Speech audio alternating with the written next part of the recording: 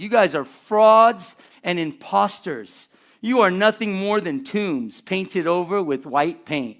You ever see that? You got a house and you're remodeling it and stuff, and you could just make it look real good on the outside, but the inside is not good. You're nothing more than tombs painted over with white paint, tombs that look shining and beautiful on the outside, but filled with rotten corpses on the inside. Outwardly, you masquerade as righteous people, but inside your hearts are full of hypocrisy and lawlessness. I'm going to warn you guys at the end. I'm going to ask you guys to come up if you guys fall into this category, to just, if you're masquerading like things are good, but they're not. You know what I mean? I want you guys to break free. When Star preached about expectancy, when she taught on a Tuesday, I came here with expectancy.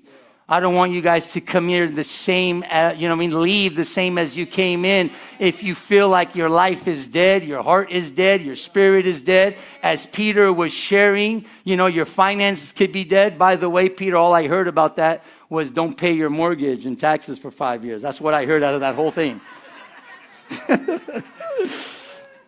It's going to come to life. So Jesus sends out a spiritual alertness. He sends out a call.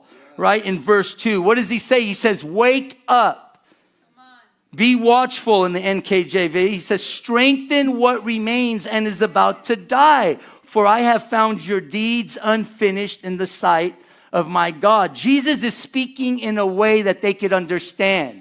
Sardis would know what he's talking about when he says, wake up, because that one man climbed the wall, came over and let them in right through the front door. He's saying, wake up, guys, wake up. Here I am. I'll come the same way. I will come the same way. Sardis was known for being invaded twice because of the guards and them falling asleep on duty. Jesus is calling them to spiritual vigilance, to wake up from spiritual laziness. They were spiritual zombies. We know about that saying, right? Dead men walking. I was a dead man walking. I was dead inside. Physically, I was dead. I looked like a dead man walking. I know what that can be like.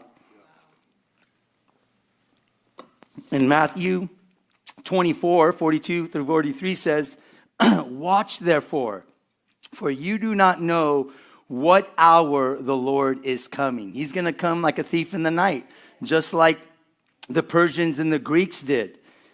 Ephesians 5:14 says, therefore he says, awake you who are asleep, arise from the dead, and Christ will give you light.